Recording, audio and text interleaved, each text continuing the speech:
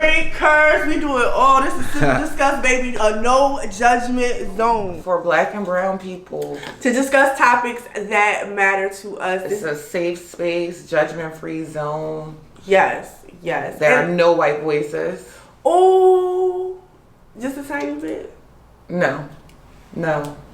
We still love y'all. Y'all just don't have a voice in here. Yo, you want to know one of the things that don't call me white girl. She was like, when I say don't call me white girl, it's not that I'm trying to be offensive to white women. I'm not white. I'm black. It's lit over here. Why would I want to be anything else? Right. And what we are saying is we're not trying to be offensive to any other race, but this is just our little space here. This is our little corner. This is our niche.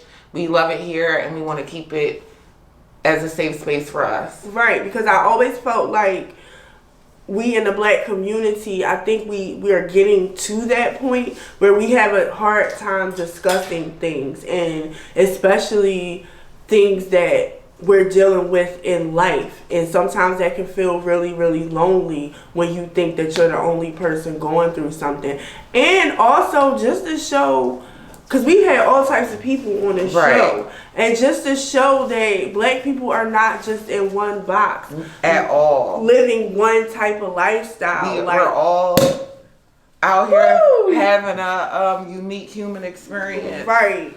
And it should be celebrated and it should be talked about. And for one, we like to show you guys that there are other ways to live. Mm-hmm. This is the ratchet part of the show. Life be fucking lifing. And that's tonight's topic. Parameters. Cheers. Parameters. Cheers. So yeah, life be lifing. That's tonight's topic. Our topic is about being in traumatic situations, growing up, and things that were not discussed with you. And when you were growing up, all those things when they said like stay in a child's place, this is grown up business. Now that I'm an adult, I just realized that it's just messy ass shit. It's not really adult business. It's just a bunch of messy ass situations that motherfuckers ain't want to explain to us. And that's what I was just about to ask you. Now as an adult, do you feel as though a lot of that stuff should have been discussed with us in some type of way? Yes. I feel like a lot of things, I don't think that we give kids credit enough to be able to understand and to be able to deduce what the hell is going on. And because they definitely know something is going on. Right, because energy is very real. Right. And if me being a parent, because I talk to my kids all the time, I don't really hide things from my kids. I'm very open with them. But at the same time, it's a line as far as what I will and will not tell them, because it's just certain things that are not children's problems. And there's nothing that they can do about it, so there's no need to really fucking worry them. But am I going to keep you in the fucking dark about what the hell is going on? Absolutely not. Because they understand what's going on. Yeah, like I don't need you going to school worried about if the electric bill is going to get paid or not. That's something we don't need to talk about. No. But there are emotional things like I know people don't like to talk about death with kids. They don't like to take kids to funerals. But at the same time, I feel like that child had a relationship with that person too.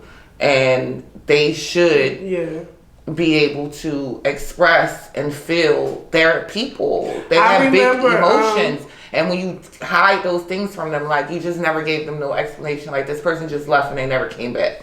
The fuck?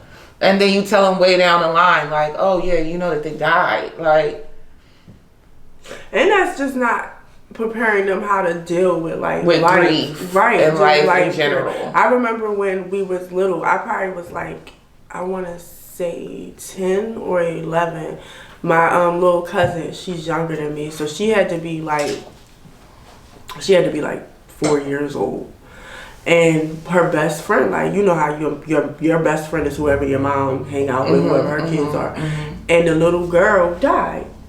And my grandmother was kind of like disturbed at the fact that my cousin took her to the funeral, let her kiss the little girl goodbye in a casket.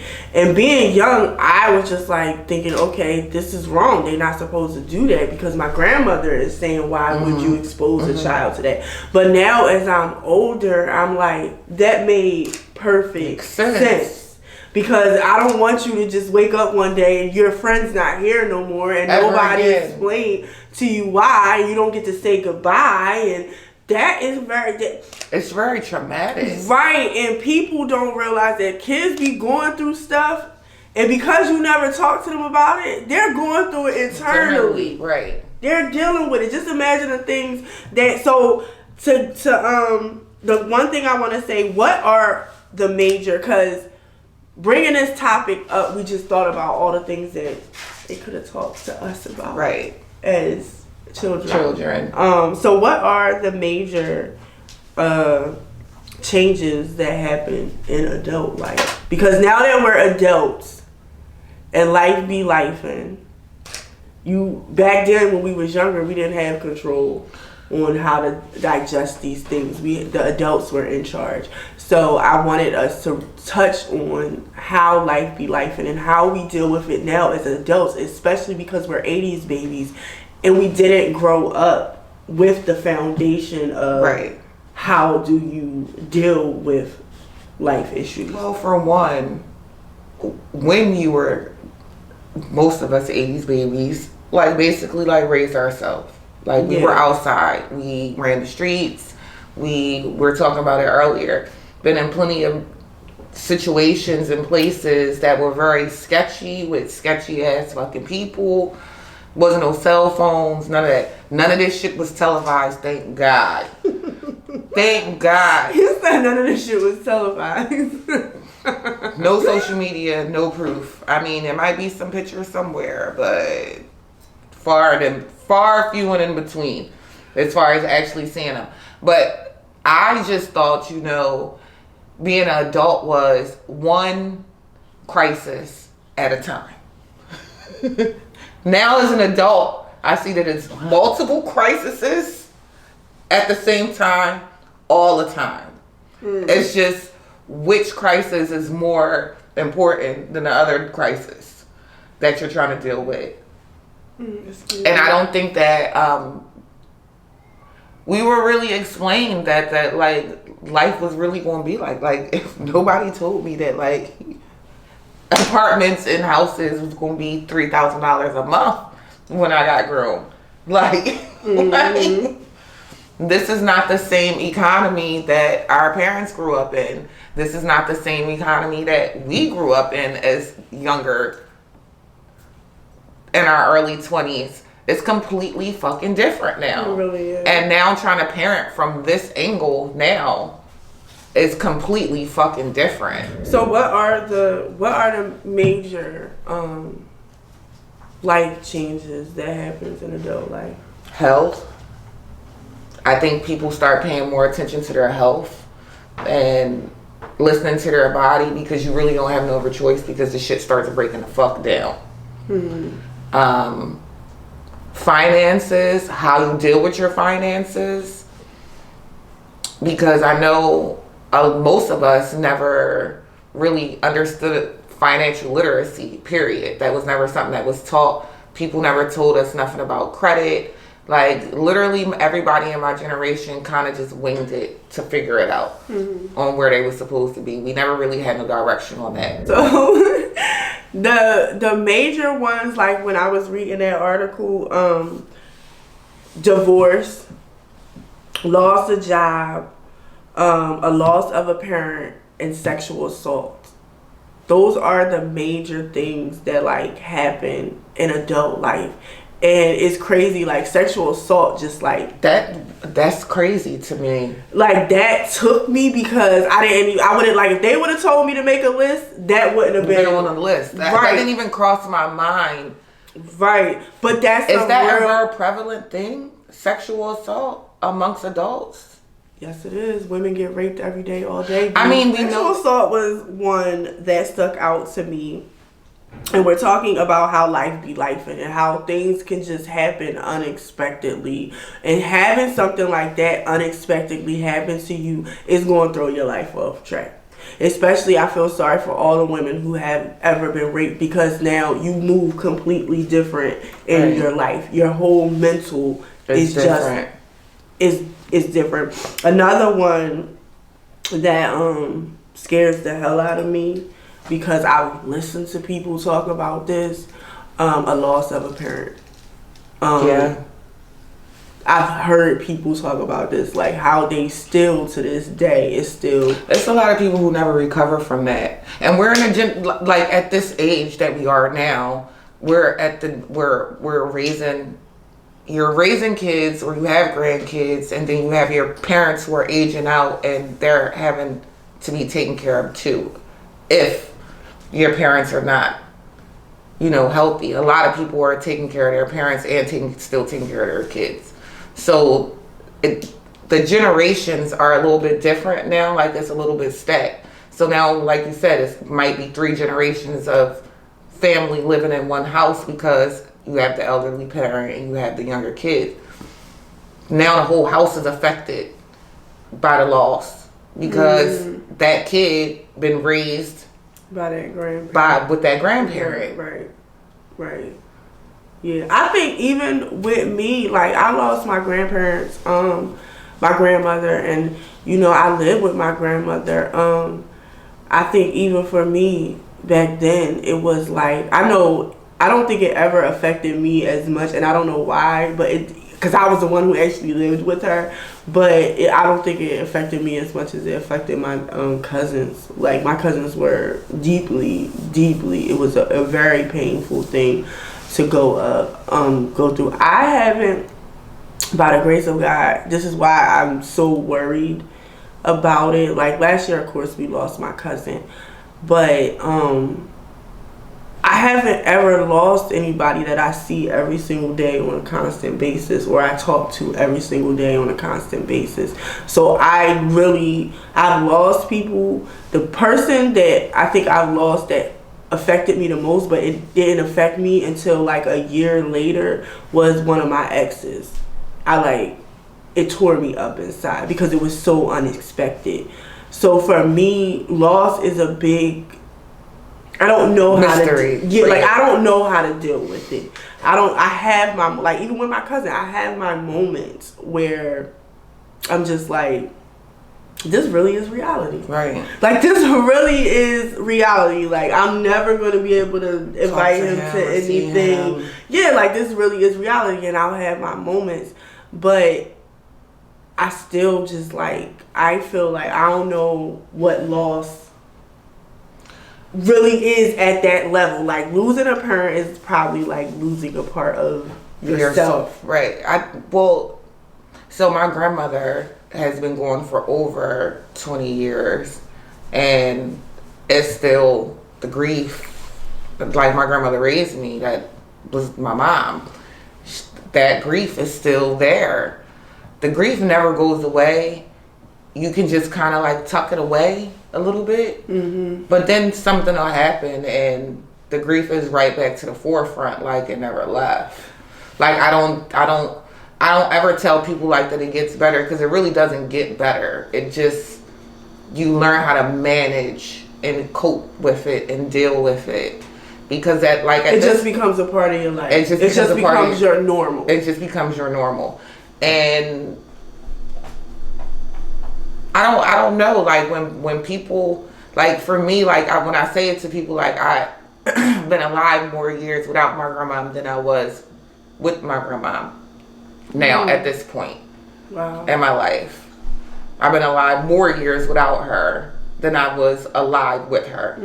And she's still very, very much, I can still very much hear her voice and still hear her lessons, and I know that her prayers are still covering me. But the shit fucking hurts. Right. This shit hurts, because it's always going to be things that's going to happen, and you're going to be like, damn, I wish this person was here to see this. Damn, I wish I could call them. Damn, I wish I could just, sometimes it just be like, I wish I had a house to go back to. Right, who talk about that? I I wish I could take a break, call a timeout, and fucking go back home. That simple. But I mean, you live and you learn, and then you love the little life that you build for yourself. Divorce was another one. I've never dealt with divorce. Yeah, never. I dealt with it as a child. No one explained to me what was going on. My parents just wasn't together no more, and we was just moving, living in different places and all of that. But divorce can be another like major life-changing thing for an adult to have to go through and make those decisions and rearrange your life. And the closest thing I think I went through to a divorce is being with someone for 6 years and then realizing like, wow, this is not gonna work. And at that point, we're merged. We created a life together. Right. We decided on certain things together. My situation, we ended up moving up and moving in a whole another part of the world together, like in another state. So that's the closest I've come to it. And the loss of job was another major one that they talked about. Like,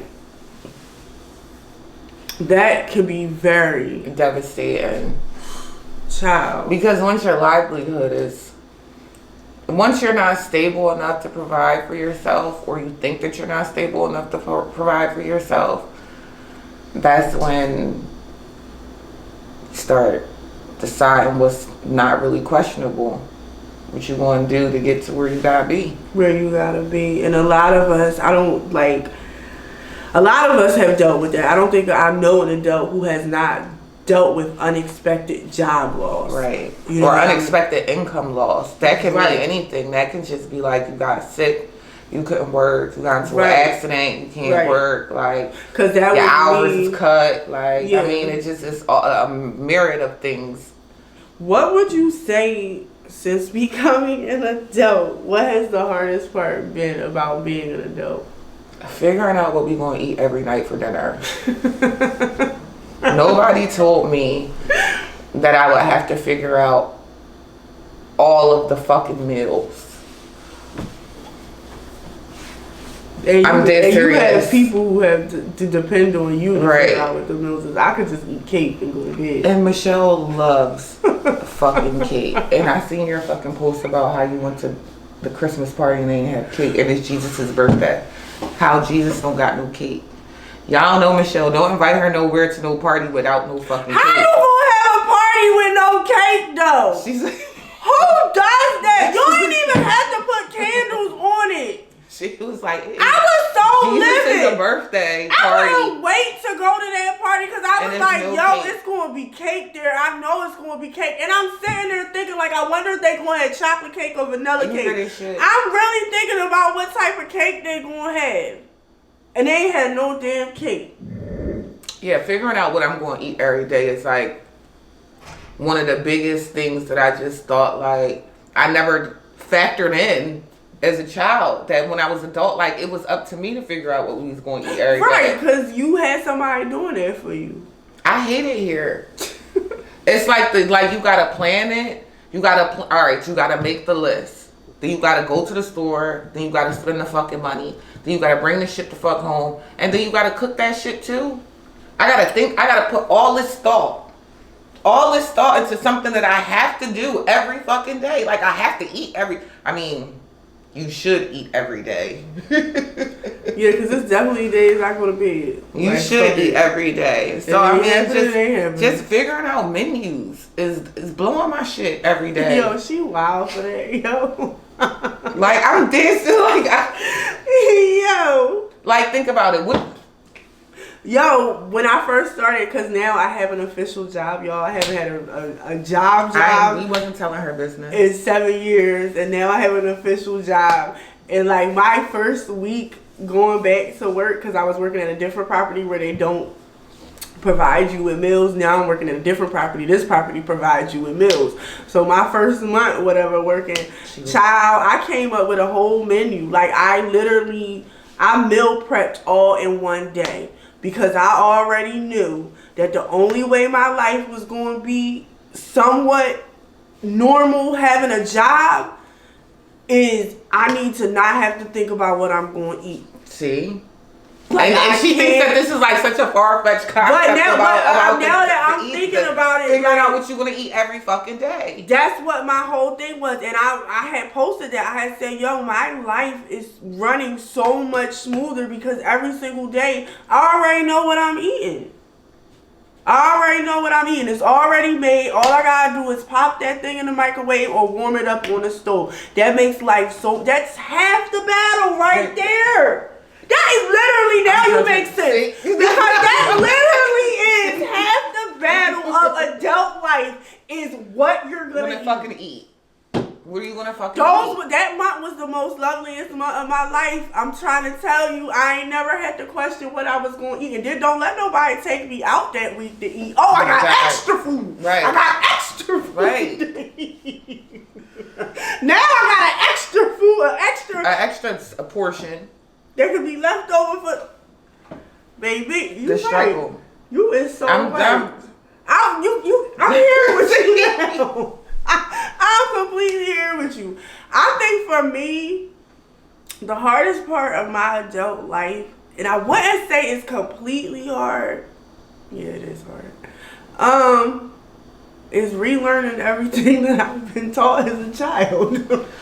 You know what? Is the hard part for me, reprogramming my brain. And I just got to a point where I am starting to see the effects of me reprogramming myself. Like, even the things that have been conditioned in me from my peers. Right. And you know, growing up in the type of environment I grew up in. I'm a dark-skinned girl, so you know, God forbid you be dark-skinned in the 80s. Like, can you imagine? Like, come on, come back with me, y'all. Y'all know what I'm talking about. And all my dark-skinned girls already know. Being dark-skinned in the 80s was like the worst thing you could ever fucking be. And I had to reprogram myself to realize that, first of all, one thing that I'm learning as adults, being an adult, is that people are only treating you or acting a certain way based off of their own traumas, right. Based off of their own It's not nothing personal. Right, you can't take shit personal. That's not really personal. They're judging you and looking at you off of their own brainwashing. Right. The same boys that made fun of you because of your complexion have been brainwashed to believe that there's only one standard of beauty. So you can't take that personal. What do you see when you look in the mirror? What are you telling yourself about yourself? That is what matters. So for me, being a grown-ass woman, reprogramming myself on the way that I eat, the way that the language that I have with myself, because that is the biggest thing. Mm-hmm. The relationship, the way that you talk to yourself, and nobody. Realizing that you're stuck with this person, right, and they're never going anywhere. Right. I just told my little sisters this. I said they teach you everything in school, but how to talk to yourself. They teach you everything about everybody else, and the person you gotta live with. Right. All these things, but they never teach you that the most important relationship that's going to predict your relationship with everybody else, the relationship you have with yourself. That's it. You know that the relationship that you have with yourself determines every relationship after that you have with everybody else. They're all just reflections of different aspects of yourself. I can't even let nobody that is in my, I can't even let nobody be in my space that don't think I'm lit. If you don't think I'm lit, what is wrong with you? Something has to be wrong with you. I know you don't love Michelle. Oh, baby, something wrong with you. Because you're not my people. You're not, and why are you even in my space? Why are you even in my space? So then I have to question myself, what type of energy am I putting out there? I had to apologize to somebody because I was like, you know what? I apologize to you because I'm sorry if it was anything that I did that was indicative in my spirit that made you think that I love myself any less than I do. Because I love myself, Baby. and the way that you acting and trying to treat me is making me think that I gave you the idea that I didn't. Right. So I'm gonna apologize to you if I did that, because that is just not me. And if I don't think I'm the shit, why would anybody else think I was the shit? Right. If you don't think you're a princess, why would anyone else want to treat you like a princess? One of the things on my dating app, I changed it now. And I don't know, some of y'all might disagree with me. I said I don't want to be the queen. The queen got too many responsibilities. I want to be the princess. I want to be the grown-up princess. But yeah, just learning that about life and just having to reprogram myself, and basically I feel like learn everything over. It's been some really, really scary moments in my life where I literally seen myself detaching from the old me. And if you've ever experienced that, it's very scary. You literally, like, I've literally had moments where I sat with myself and cried because I knew that I was giving up the old me. And I'm back there, like, I'm there now, like, with my dreads. That's me. Literally, I'm literally, because we're filming all the time and we're going to be back on schedule with filming, y'all literally are going to watch me, and we talked about that off camera, literally watch me We grew up, and I'm still growing, and I feel like I'm about to transition into a whole nother person. What? Because I don't really feel like an adult. Like, I still feel very much childish in the inside. So I be really looking like, yo, I really have, like, grown kids. Like, I'm really somebody's mom. Like, I'm really a mother. Like, my childish ass has kids.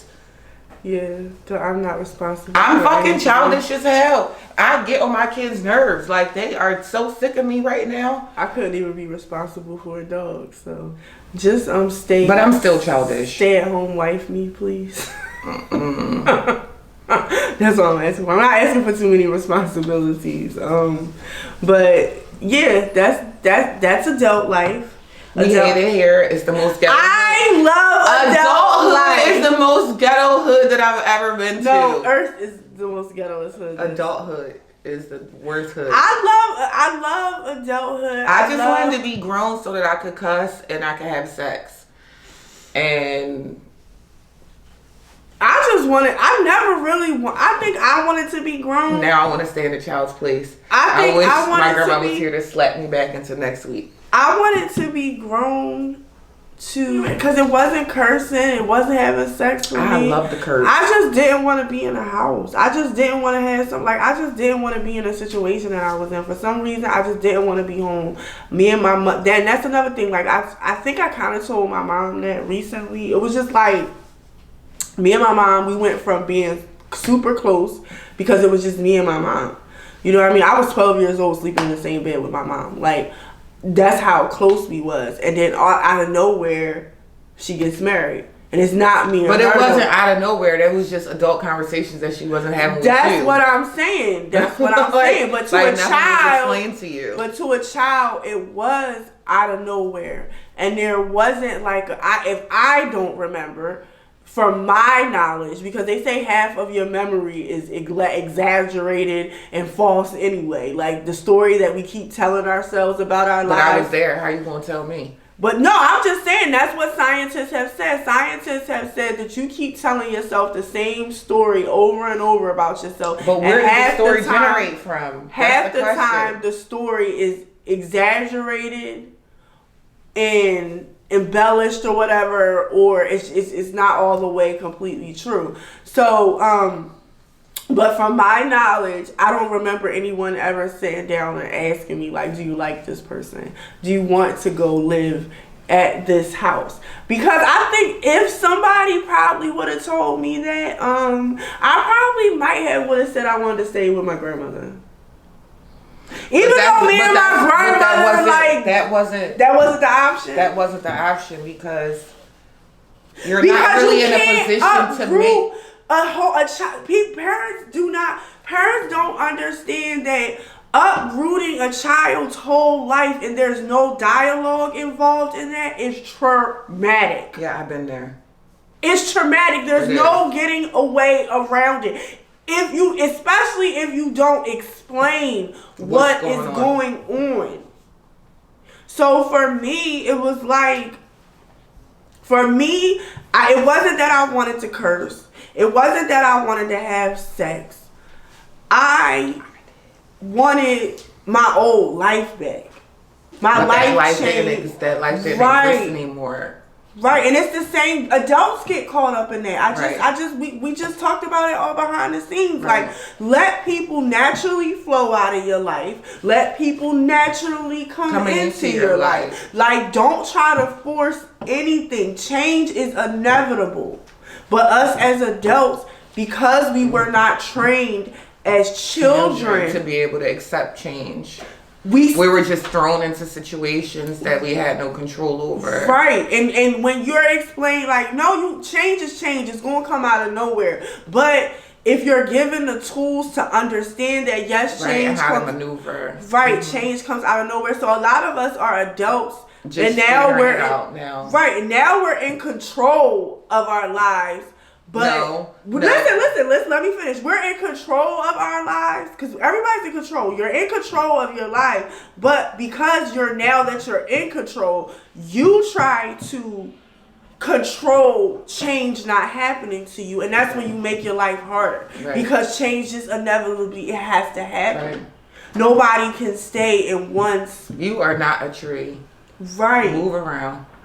Right. I wanted to talk to you. No one is safe from change, and life be lifing. Like, none of us are safe from. I don't care how much money you have. I don't care how pretty you are. I don't care how educated you are. I don't care how healthy you are. I don't care how put together you seem. You feel like you have it. Nobody is immune to life. Life the fuck out of them. Right. Excuse me. This champagne got me burping. Nobody is immune from that. So when you're dealing with something like that,